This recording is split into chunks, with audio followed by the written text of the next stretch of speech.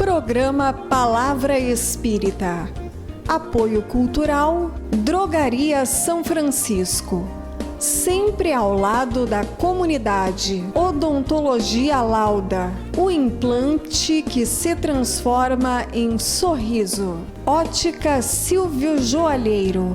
Sociedade Espírita, Estudo e Caridade, Lar de Joaquina.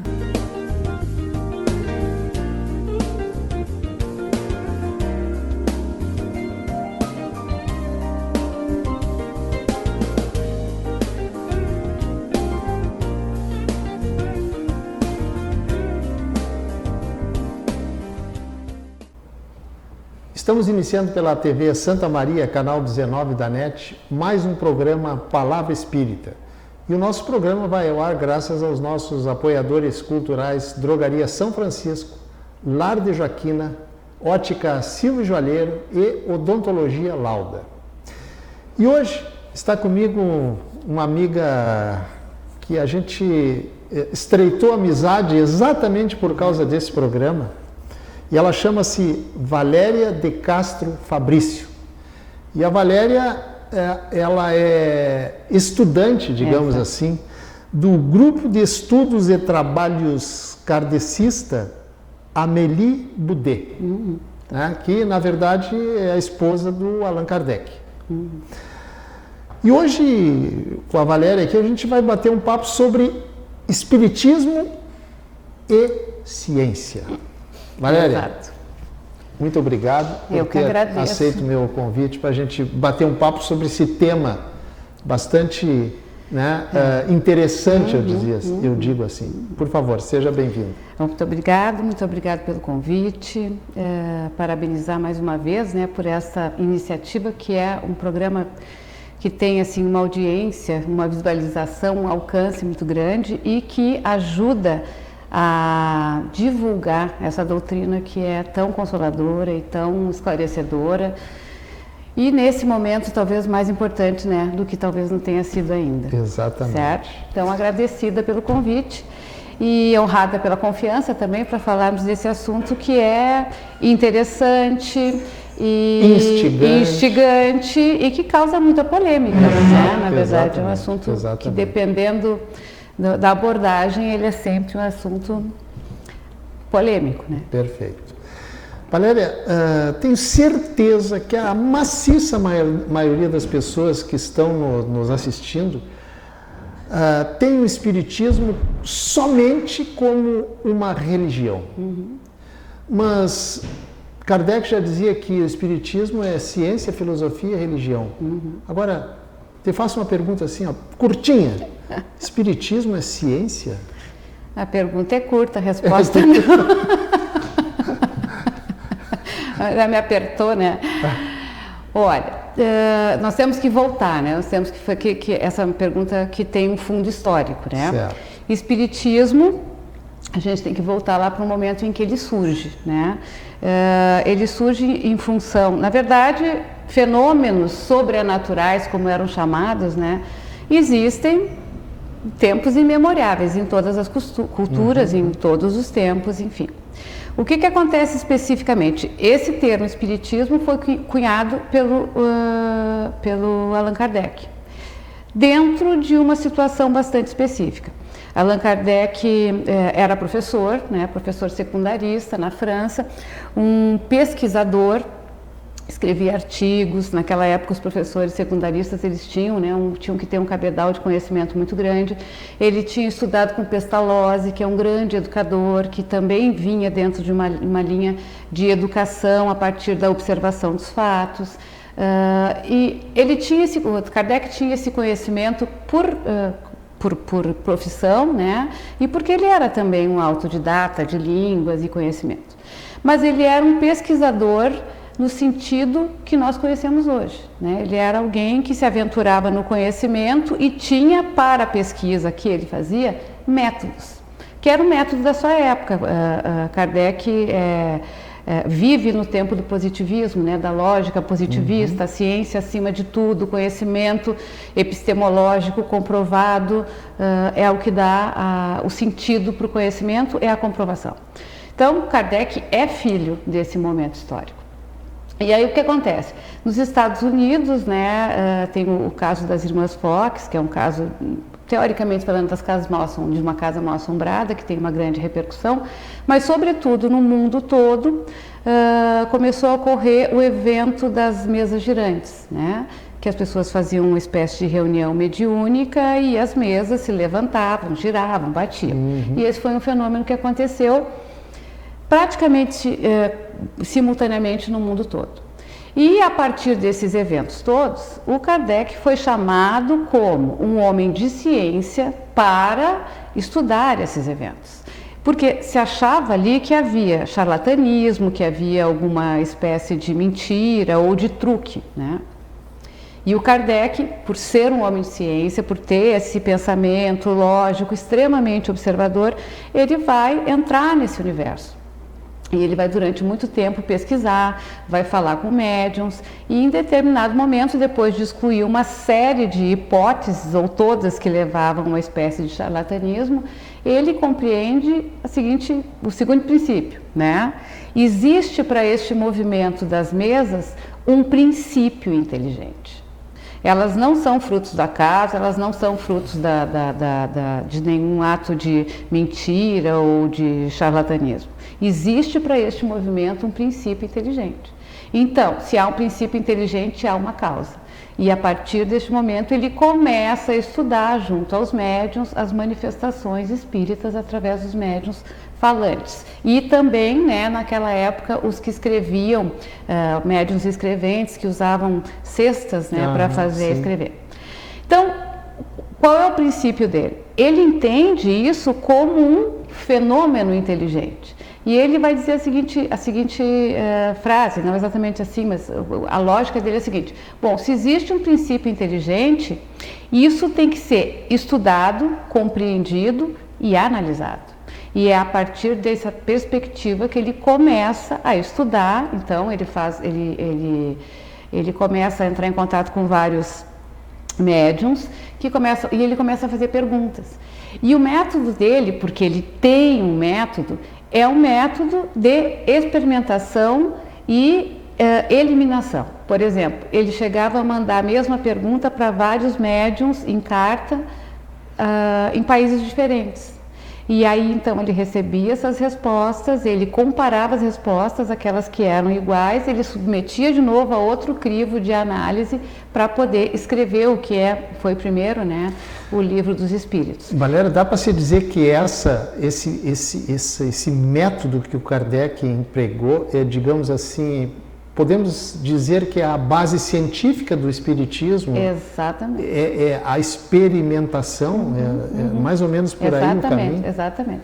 A experimentação é um princípio, né? É uma das pedras de toque da ciência, né? É preciso que tu experimente até chegar no máximo, tem a dedução, mas também tem a experimentação, e aí tu vai eliminando, para chegar no resultado mais seguro. E esse método do Kardec é que deu um respaldo de seriedade muito grande para tudo que ele fez. Não bastasse isso, ele também teve uma organização, todo o conjunto, né, o Pentateuco que a gente chama, ele vem de uma forma muito bem organizada. São livros que vêm subdivididos, sempre do maior para o menor, e sempre procurando conceitos, que é outro princípio do que se imagina método científico, né? Conceituar, excluir através de teste e experimentação e fazer isso de uma forma organizada, que tenha uma sequência lógica de causa, consequência e subdivisão. Tanto são os capítulos, né? Capítulo 1, 2, aí vai subcapítulo, questão tal, item tal. Ele organizou de uma forma muito metodológica, que é outro aspecto científico. Então, tentando responder, ele nasce com esse caráter científico. E o que o Kardec diz? O Kardec diz, aqui existe uma nova ciência. Nós até então estávamos acostumados com a ciência do mundo material. O que nós temos aqui é a ciência do mundo espiritual, que é algo que ele diz, ele tem plena consciência que ele está recém sendo o primeiro a desbravar, que muito está por vir. Né? Agora, desde sempre, digamos assim, ciência e religião nunca, tipo água e óleo, né? Nunca se misturaram, mais ou menos, na ausência de uma melhor expressão. Mas o Espiritismo começou como uma ciência. E por que ele foi considerado, ou consideraram, enfim, como é que ele se tornou, digamos assim, uma religião? Aí, a questão voltando, né, a questão do espiritismo não, da ciência e da religião, ela, que a gente vai ter que entrar, que é a questão filosófica, né? Antes de tudo, lá, 5 séculos antes de Cristo, nós tínhamos a filosofia como a grande mãe do conhecimento. Certo. E ela também, de certa forma, tangenciava a religião. É logo depois no Ocidente, né? É logo depois vem como uma reação ao período do obscurantismo da Igreja Católica, que aí então lá, né, século XVIII, 1700, com o Iluminismo se faz essa separação, exatamente para negar todo o tempo, né, da Inquisição religiosa, que a religião resolveu dar conta da ciência e deturpou tudo. Então vem a Inquisição, vem o Iluminismo, e o Iluminismo diz, o negócio é o seguinte, tudo que é religioso está a critério da Igreja e a filosofia também não é mais ciência. Então aí se dá a grande separação. E a ciência, para ser ciência, começa a negar tudo que é subjetivo, inclusive a religião. Aí é uma separação imensa. O Espiritismo nasce com essa intenção de ser ciência. No primeiro livro, que é o Livro dos Espíritos, o segundo livro é o Livro dos Médiuns, né? Certo, exatamente. E aí Allan Kardec recebe uma orientação espiritual para que ele escrevesse um livro sobre o aspecto moral do cristianismo, né? E esse moral, hoje em dia, a gente tende a chamá-lo como ético de Cristo, né? A ética cristã. E aí, quando ele entra dentro do Evangelho, quando ele começa a escrever o Evangelho, que ele vai se aprofundar dentro dos princípios do cristianismo, que a gente chama de cristianismo primitivo, né? Porque ele vai pegar algumas passagens dos Evangelhos, o resto tudo ele despreza, nós estamos entrando dentro do que para nós, no Ocidente, é o cristianismo como religião. E aí, na verdade, ele aborda questões éticas, morais, de conduta, que vão levar a princípios de solidariedade, de fraternidade, vai trabalhar o dever, vai trabalhar o perdão, princípios que são também princípios pregados por Cristo. E aí ele passa a o Espiritismo passa a absorver esse caráter religioso.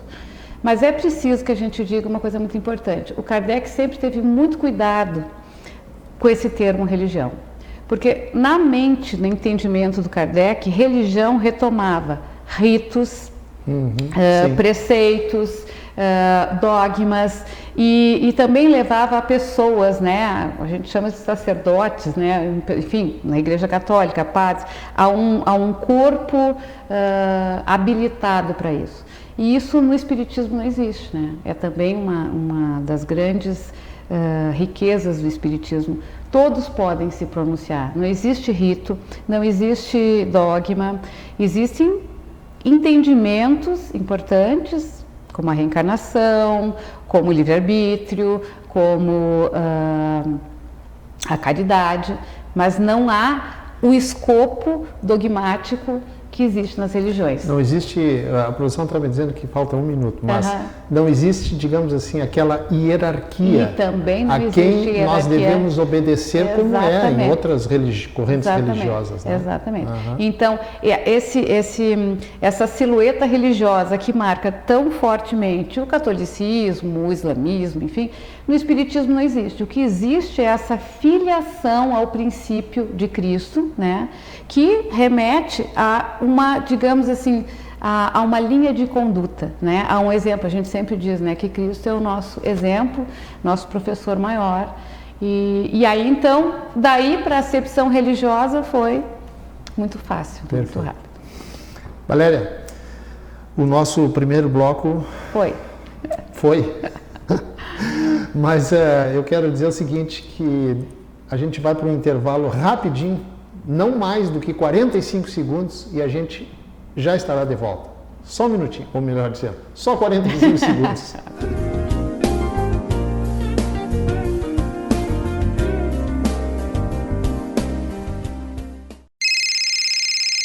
Uma conversa pode transformar uma vida. Por isso, compartilhe conosco aquilo que você não divide com mais ninguém. O CVV está com um número novo. Ligue 188. A ligação é gratuita de qualquer localidade do estado. Atendimento 24 horas. Disque 188 e converse com um de nossos voluntários. CVV, Centro de Valorização da Vida. A linha que faz você seguir em frente. Programa Palavra Espírita. Apoio Cultural, Drogaria São Francisco. Sempre ao lado da comunidade. Odontologia Lauda. O implante que se transforma em sorriso. Ótica Silvio Joalheiro. Sociedade Espírita, Estudo e Caridade, Lar de Joaquina.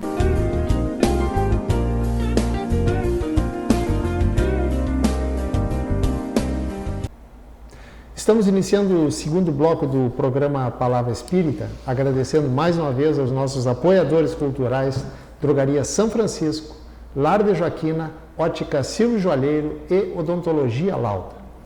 Eu estou batendo papo hoje com a minha amiga Valéria, do Grupo de Estudos e Trabalhos Kardecistas Amélie Boudet. O grupo fica na Aliança Espírita, né? Agora, quando voltar na pandemia, é na Aliança Quem tiver Espírita. interesse em participar do grupo, Exato. vai lá na Aliança Espírita. E eu estou batendo um papo com a Valéria aqui sobre espiritismo e ciência, né? Agora, Valéria, no mundo todo, digamos assim, o espiritismo recebe o mesmo entendimento do como se entende o espiritismo aqui no Brasil? Essa é uma boa pergunta. O que acontece? O espiritismo surge na França e é o berço durante o tempo que o Kardec é vivo. Aí depois a esposa dele, a Amélie Boudet, vai fazer um esforço imenso para preservar os ensinamentos. Mas mesmo quando ela era viva, o espiritismo já começa, obviamente, né, a se espalhar pelo mundo através das obras, e ele começa, de certa forma, a sofrer outras influências, né? Então, hoje nós falamos que existem dois tipos de espiritismo. O espiritismo é um só. O que o Kardec falou é o espiritismo, né? Mas existem duas linhas de tônica de estudo espírita.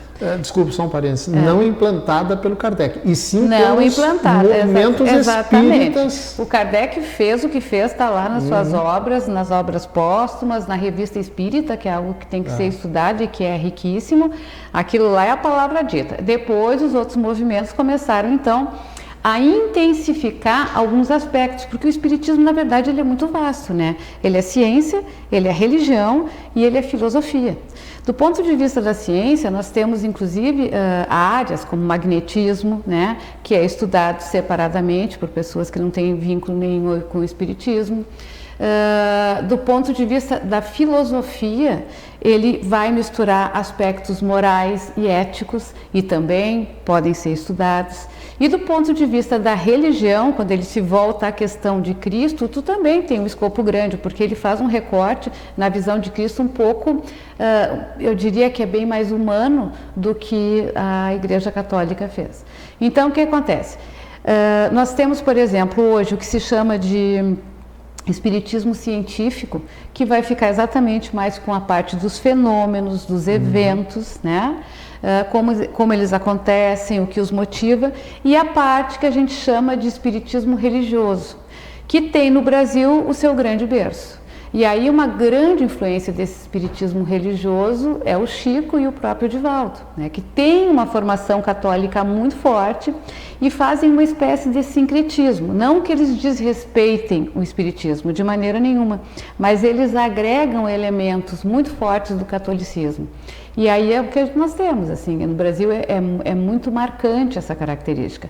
Já se nós formos pegar o movimento espírita no Uruguai e na Argentina, que é muito forte, eles têm um caráter científico bem mais preponderante. E Valéria,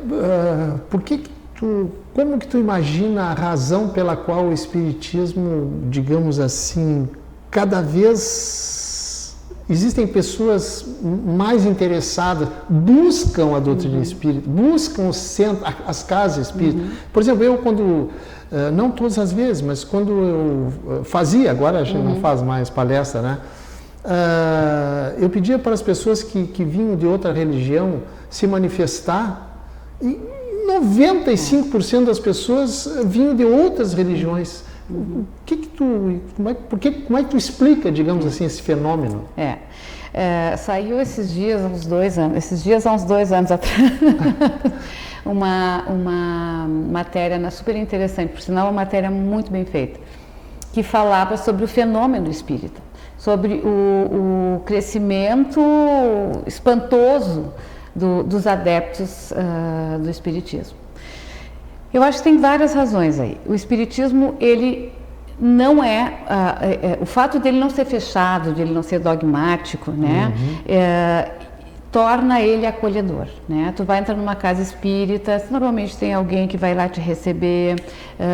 As palestras que são dadas são palestras que não têm um cunho religioso, moralista. O espiritismo ele é extremamente aberto, ele não tolera preconceitos. Eu sempre digo, o espiritismo não sei se ele é uma religião, mas ele é um dos movimentos mais humanistas que eu conheço, né? Ele acolhe, ele oferece de forma gratuita serviços que as outras casas não oferecem, um atendimento fraterno que todas as casas têm, né? Trabalho de radiação, de oração. Então isso torna o espiritismo, em primeiro lugar, acolhedor. Em segundo lugar, eu acho que o espiritismo oferece respostas, né? Eu também acho que esse é um ponto fundamental. Ele oferece respostas. Tu vai lá ler, quando tu lê a obra espírita, tu está lendo perguntas que não são tuas, mas que poderiam ser.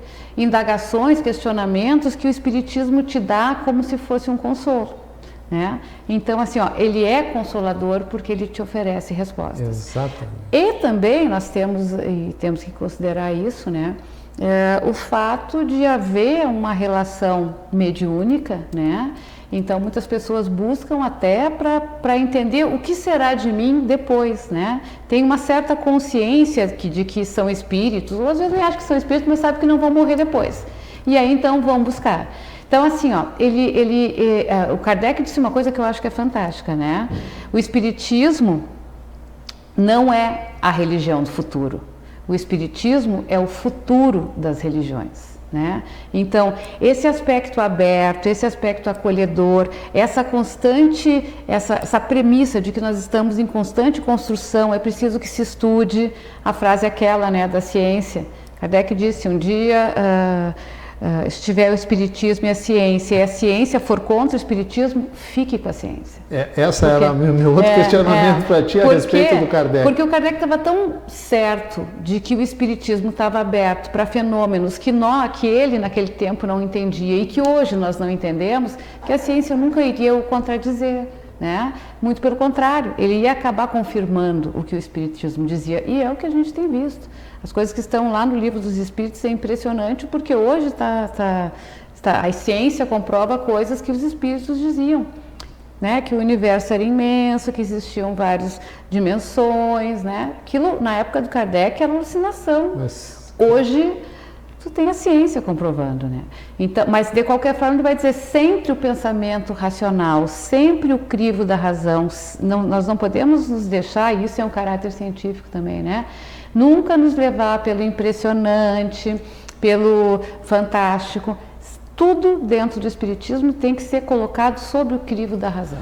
E é bom que você diga, né, Valéria, que ao contrário do que muitas pessoas pensam, ir a uma casa espírita não quer dizer, e muitas pessoas não vão por causa disso, não quer dizer que vá ver espíritos. Exatamente. Né? Muitas pessoas não vão, têm medo de ver espíritos. Exato. Porque, na verdade, não é nada disso que acontece, né? Isso é uma coisa que me impressiona. E outra coisa que tu falaste aí, me chamou muita atenção, que a doutrina espírita é uma doutrina consoladora, e né? Exato. Mas eu reputo assim, que antes dela ser consoladora, ela é uma doutrina educadora. Exato. ela educa a tua maneira de pensar, que não existe fatalismo, né? Não existe condenação por parte de Deus, né? Então, depois que tu educa o teu espírito, aí ela passa a ser uma doutrina consoladora, né? Eu sempre digo, né? Difícil vai ser espírita, né? Porque não existe vítima do espiritismo. Não né? existe, Não exatamente. existe. Tu é responsável por ti aqui, antes, muito antes, e o que tu está fazendo agora vai repercutir depois. Não existe um Deus, eu sempre digo, o Deus do Espiritismo, ele não é um Deus de portas privadas. Ele não quer saber o que a gente faz, o que a gente deixou de fazer, com quem a gente casou, não interessa. Interessa se a gente cumpriu a missão de melhorar, nos melhorarmos e melhorarmos o mundo que a gente vive. Sem dúvida. Né? É um Deus de compromissos grandiosos, é por isso que ele é humanista.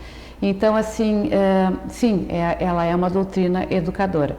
Eu, bem rapidamente, tenho um amigo meu que é filósofo, ele é professor da universidade, ele é agnóstico. E nós conversamos, e ele é um grande estudioso de religiões, né? E ele falava muito sobre espiritismo comigo, né? E um dia eu disse para ele, olha, para de me perguntar e vai ler. E ele leu o Livro dos Espíritos, depois passou para o Livro dos Médiuns, e aí entrou no Céu e Inferno. E aí acho que deu uma olhada no livro do Evangelho. E aí ele veio para mim e disse assim, eu estou impressionada, porque eu nunca tinha visto uma coisa tão perfeita, tão lógica, com respostas tão precisas, ele não se contradiz nunca. Eu estou prestes a acreditar. Pena que eu não acredito em espírito. Esse era o único problema, quer dizer... E aí eu disse para ele, mas o contato com a espiritualidade não é o objetivo do espiritismo. Exatamente. O contato com a espiritualidade é um instrumento para nos entendermos como espíritos imortais, que estamos aqui a trabalho e não a passeio, que temos compromissos e que ganhamos esse presente maravilhoso que é essa estadia na Terra. E as pessoas acham assim que tudo dentro do espiritismo está centrado na relação com os espíritos. E é apenas um dos aspectos do espiritismo. Hoje em dia eu acho que o aspecto ético do espiritismo, ele está sendo mais importante do que tudo. E aí ele é educador. Né? Exatamente. Agora, Valéria, eu vou te fazer uma pergunta. A produção acaba de dizer que faltam 2 minutos, tá? Mas a pergunta é realmente para finalizar. Existem hoje, ao contrário do início do século passado, muitas formas de fazer vir a vida, muitas fórmulas descobertas pela ciência, já que nós estamos falando de espiritismo e ciência. O que o espiritismo diz a respeito da criança vir de uma fórmula, como é que eu vou te dizer, como não a natural, fertilização in vitro, inseminação artificial. O que a doutrina espírita diz disso?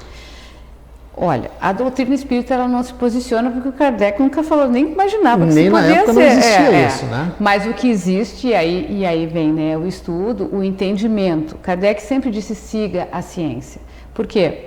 Porque a grande semelhança, nós somos feitos à imagem e semelhança de Deus, ok, mas não é o físico como nós sempre pensamos, é a nossa capacidade de criar, é a capacidade de co-criar, é a razão, o entendimento, a inteligência, né?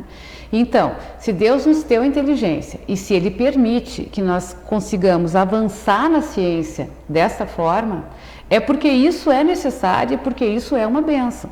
Então, o fato em si, ele é positivo. Agora, se o homem vai usar isso de uma forma equivocada, vai fazer, né? Isso é outra coisa. Mas a descoberta científica, ela vem sempre para acrescentar, né? Ela vem sempre para laurear uma capacidade, que é a capacidade de pensamento, e para melhorar a nossa vida. Tanto é que a gente sabe que no mundo espiritual existem avanços tecnológicos que aqui para nós são inimagináveis. E que um dia vai chegar. E que que seja breve. Valéria, a gente está encerrando, mas se tu quiseres deixar alguma mensagem, dizer algumas palavras, ok, fica à vontade, por favor, olha para aquela câmera número 3 ali. Tá certo, agradeço o convite.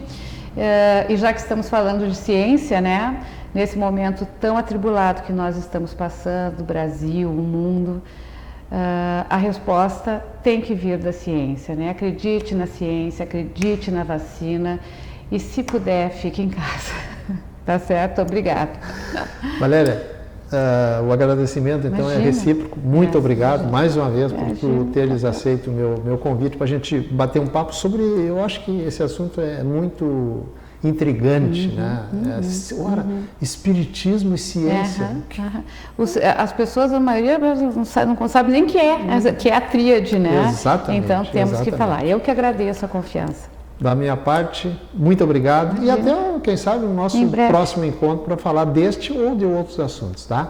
Tá E certo. com essas palavras eu estou encerrando o programa Palavra Espírita, agradecendo aos nossos apoiadores culturais Drogaria São Francisco, Lar de Joaquina, Ótica Silvio Joalheiro e Odontologia Lauda. Muito obrigado e até o nosso próximo encontro.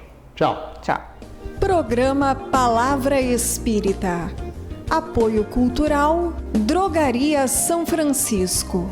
Sempre ao lado da comunidade. Odontologia Lauda. O implante que se transforma em sorriso. Ótica Silvio Joalheiro. Sociedade Espírita, Estudo e Caridade Lar de Joaquina.